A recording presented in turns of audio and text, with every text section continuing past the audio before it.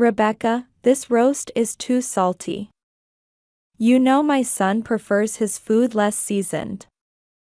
The sharp voice echoed through the Morgan family's spacious dining room on Sunday evening. On the table sat a traditional roast beef that Rebecca had prepared with great care.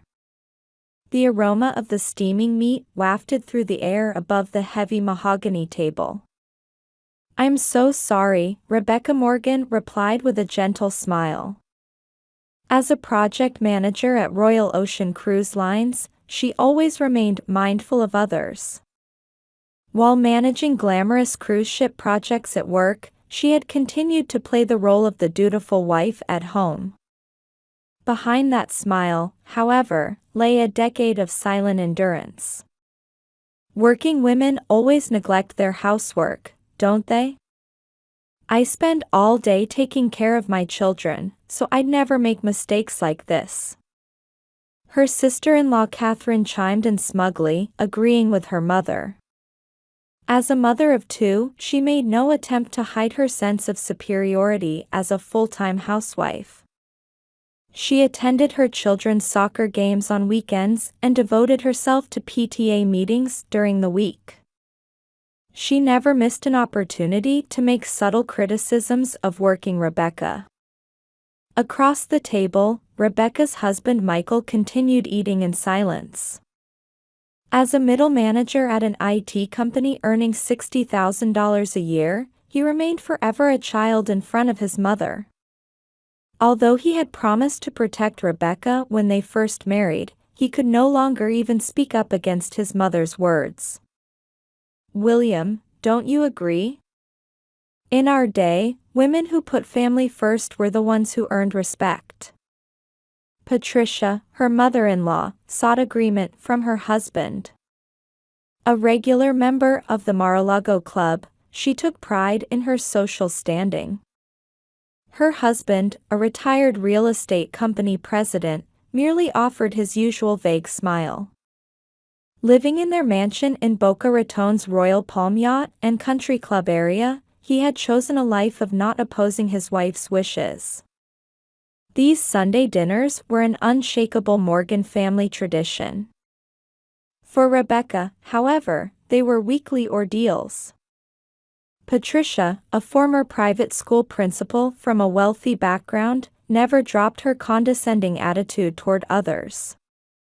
These meals after services at Coral Ridge Presbyterian Church had become her perfect opportunity to display her authority. Rebecca recalled last year's Christmas party. Patricia had given everyone Chanel and Hermes brand items, a new Birkin bag for Catherine and designer children's clothes for her kids. Rebecca alone received a drugstore gift card. "Since you're so busy with work, something practical should suffice. You're quite removed from our elegant lifestyle, after all." The sarcasm in those words still rang in her ears. Rebecca came from a middle-class family, her father a public school teacher, her mother a librarian. That background remained a perpetual source of Patricia's contempt. Their 10th wedding anniversary had become another unforgettable humiliation. Patricia had arbitrarily canceled Rebecca's reservation at Morton's The Steakhouse, claiming, "We should celebrate as a family," and changing it to dinner at home. The evening ended up being dominated by her mother-in-law's boasting. Arriving in her white Cadillac Escalade, she had gone on endlessly about her son's married life as if discussing her own possession. Amidst such days, Rebecca had been crafting a plan. As a project manager at Royal Ocean Cruise Lines, she had designed a new cruise itinerary, a 7-day Caribbean luxury cruise. The top-tier suite on the Celebrity Beyond ship normally cost $5,000 per person, but with an employee special discount, it was 90% off. "This might help strengthen our family bonds," she thought. At work, she was valued as a capable project manager. She consistently met annual sales targets and continued to achieve results in new projects. Though her annual income of $80,000 exceeded her husband's, she never mentioned this at home. As she headed to the kitchen, Rebecca glanced at her smartwatch. The countdown to tomorrow's departure ticked silently away. Let's go over the final details for tomorrow.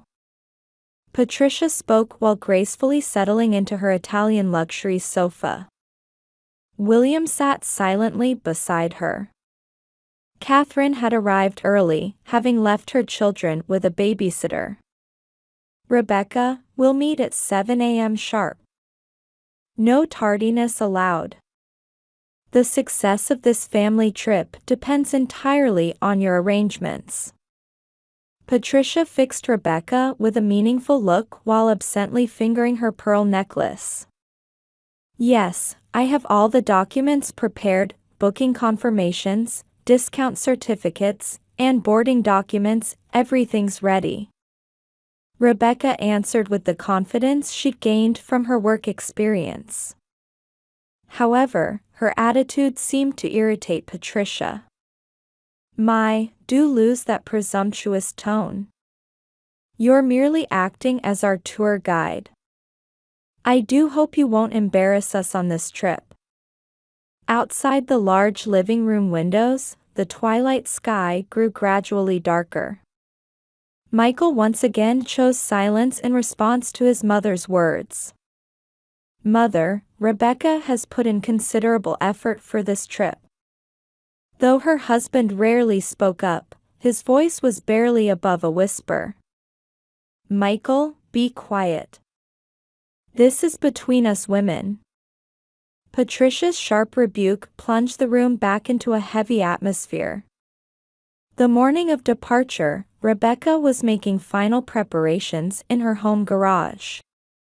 The large suitcase was neatly packed with a week's worth of clothing. Nothing designer brand, all practical items. She could almost hear Patricia's mockery, but perhaps this would be the last time. Honey, it's time to leave.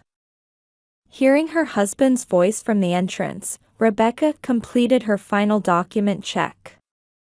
Booking confirmations, special discount certificates, and emergency contact list, everything was perfectly prepared.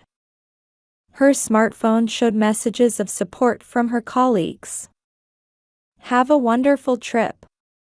Rebecca smiled wryly at those words. When they arrived at her mother-in-law's mansion, everyone was already waiting. The white building, illuminated by the morning sun, seemed more imposing than usual. Finally, you're here. Don't keep us waiting. Patricia cast a contemptuous look while holding her latest LV travel bag. Beside her, Catherine sent a cold stare from behind expensive sunglasses. We've been waiting since 6:30. It's really troublesome when people are so loose with time. The complaints from her mother-in-law and sister-in-law continued as they loaded the luggage into the white Cadillac Escalade. Rebecca worked in silence. The white SUV slowly pulled into a gas station along Interstate 95. The summer sun beat down mercilessly. Let's fill up here. Would anyone like a restroom break? William called from the driver's seat. In the passenger seat, Patricia elegantly fanned herself with a small fan from her expensive handbag. Rebecca stepped out of the back seat into the humid air. The reflection from the asphalt seemed to test her resolve. Rebecca, come here. Patricia's voice stopped her as she headed toward the restroom. Turning around, she saw her mother-in-law getting out of the car with a pleasant expression. Rebecca instinctively sensed danger in that smile. Get out here. We don't need extra baggage. It took a few seconds to understand the meaning of those words. Catherine gave a small laugh, while Michael hung his head in the back seat. But I'm the one who made the reservations. Before she could finish speaking, the engine roared. The white Escalade vanished before her like a ghost. Only Rebecca remained, standing on the scorching asphalt. Her wallet and smartphone were all in the car. All she had left was the smartwatch on her wrist. "Ma'am, are you all right?" A gas station attendant approached with concern. At his kind voice, Rebecca smiled quietly. "I'm fine. I'll contact my colleagues." Her smartwatch vibrated repeatedly with incoming notifications. 2 hours to Miami. 3 hours until the cruise ship's departure. Rebecca sat on a bench under the gas station's awning, preparing for the performance that was about to begin. 2 hours until departure. The white Cadillac Escalade glided into the VIP parking area. "Now, let our wonderful vacation begin." As Patricia exited the car, an attendant respectfully opened the door. She pushed up her latest Gucci sunglasses and looked around with satisfaction. Catherine immediately took out her smartphone and began taking photos for Instagram. The VIP entrance was a luxurious space with sparkling crystal chandeliers. The celebrity Beyoncé's elegant logo adorned the marble floor. In one corner of the lobby, a champagne welcome service was being offered. Patricia already held a glass, displaying graceful manners. Michael and William silently checked the luggage. Rebecca's suitcase remained untouched in a corner of the terminal, ignored by everyone. Several groups of apparent wealthy travelers formed a line in the VIP lane. Women carrying Hermès Birkin bags and men with gleaming Cartier watches. Patricia seemed to take secret pride in clearly belonging among them. Reservation for the Morgan family. Patricia announced with authority as she approached the reception counter. The receptionist in her white uniform responded with a refined smile. "May I have your group reservation number, please?" "Oh, well." Patricia hesitated for a moment. She had just remembered that Rebecca had managed all the reservation details. "I apologize, but this booking is under a special discount rate. We'll need the employee ID and personal verification from Rebecca Morgan, the booking holder." The receptionist's words made Patricia's expression freeze. Behind her, Catherine hastily put away her smartphone and leaned forward, trying to grasp the situation. "What do you mean?" "We have a proper reservation." "Yes, the reservation exists. However, for the 90% special discount rate, the Royal Ocean Cruise Line's employee must be present." The digital screen coldly displayed that a difference payment of $4,500 per person would be required. Patricia began to show signs of losing her composure for the first time. "Do something about this. Call a manager." Patricia's voice grew louder, drawing attention from surrounding travelers. The elegant atmosphere of the VIP lounge gradually crumbled. "I deeply apologize, but my superior would give you the same answer. For compliance reasons, employee special discounts are strictly regulated in our system." The receptionist maintained a consistently calm demeanor. Her attitude only served to amplify Patricia's irritation. 1 hour until departure. The terminal grew increasingly busy with pre-departure activity. "Catherine, what about your credit card?" "Sorry, Mom. I'm at my limit after paying the kids' private school fees last month." Patricia opened her own wallet, pulling out several luxury brand cards. However, they had all reached their limits. Their usually luxurious lifestyle had become a hindrance. Michael. What about you? My salary couldn't possibly. Michael trailed off, still staring at the floor. William too avoided his wife's gaze, looking out the window. The cruise ship's horn sounded in the distance. Patricia's perfect makeup began to slowly deteriorate in Florida's humidity. This is all Rebecca's doing. Catherine suddenly exclaimed. Yes, that woman planned this situation deliberately. Patricia took out her phone and called Rebecca. Come here immediately. Patricia's voice echoed through the terminal. Surrounding travelers watched them with curious eyes. Her former dignity had completely vanished. This is all your fault. Catherine continued to scream hysterically.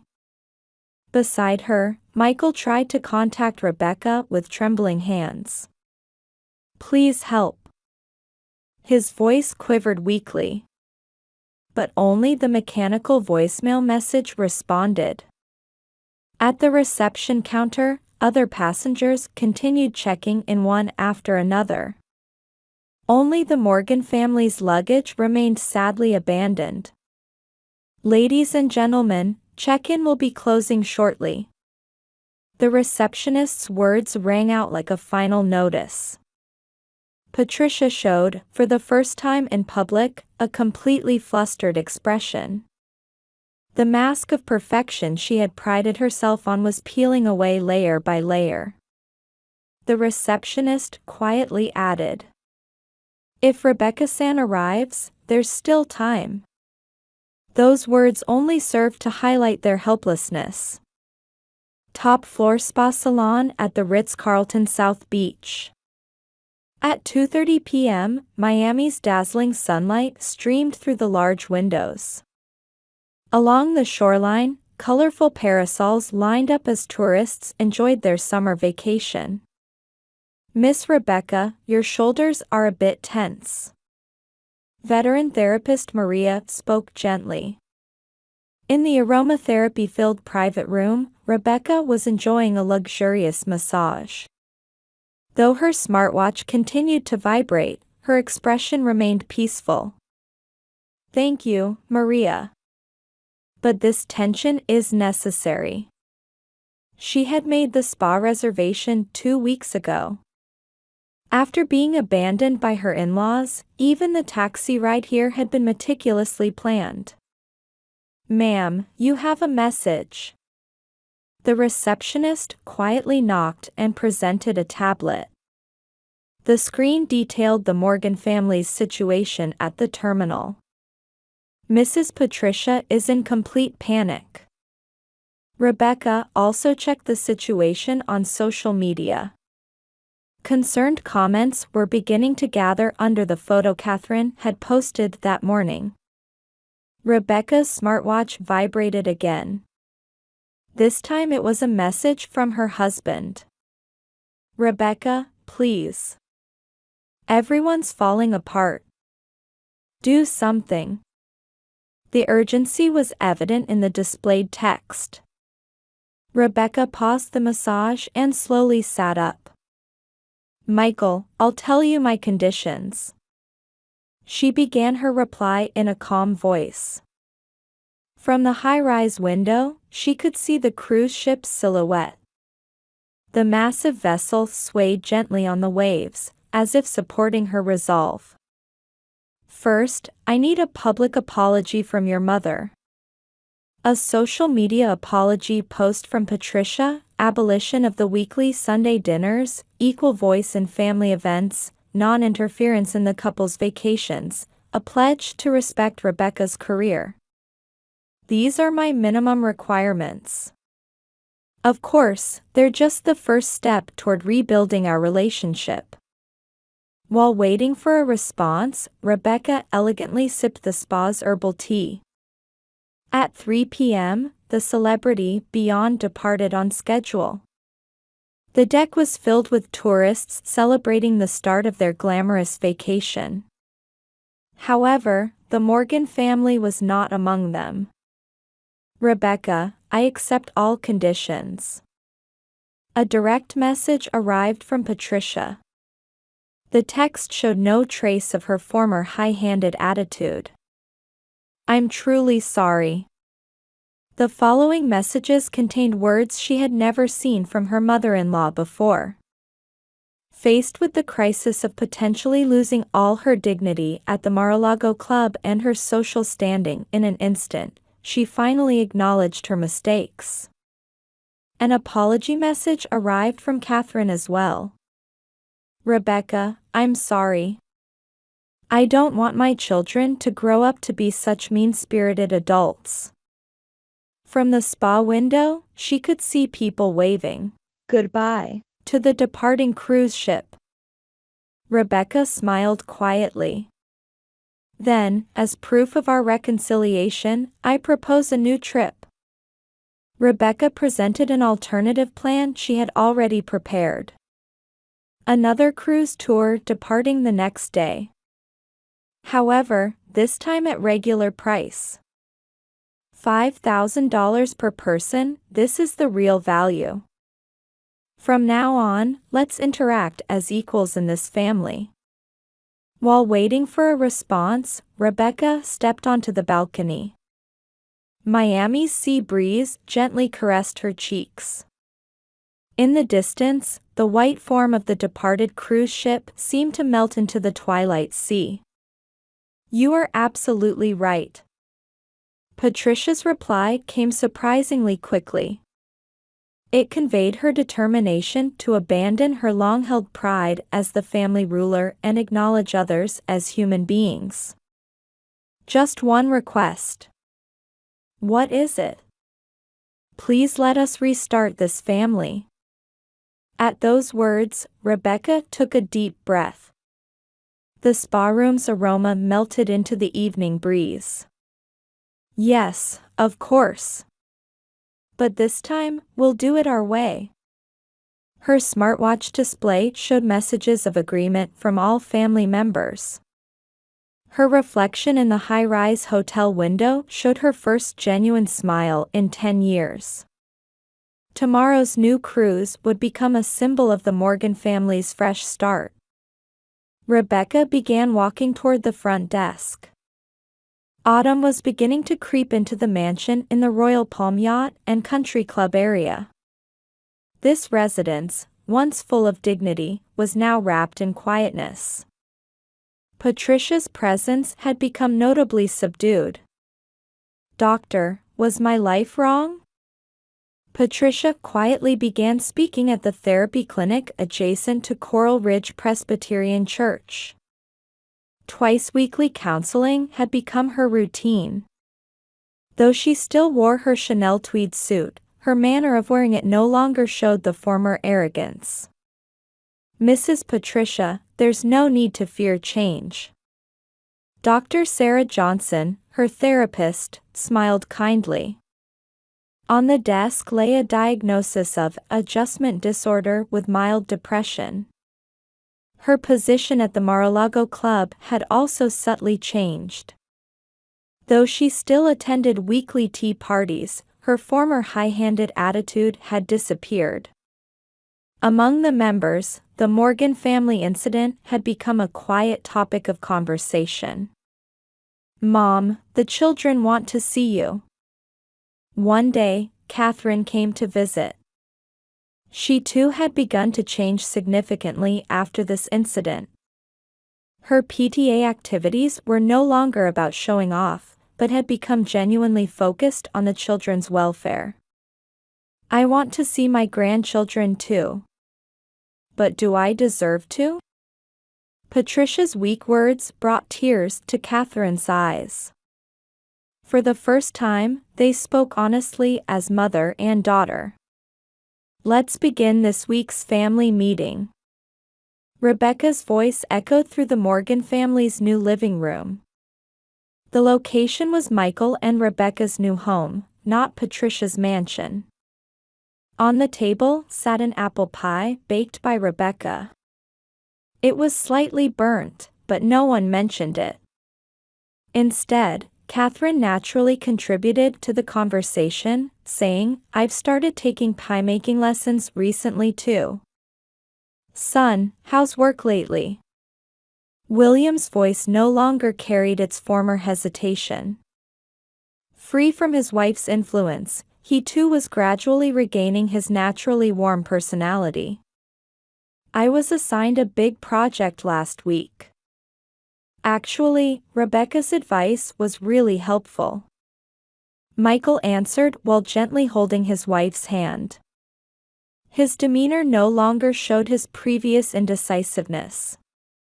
The new IT company project was progressing smoothly, thanks to his renewed confidence from rebuilding trust with his wife.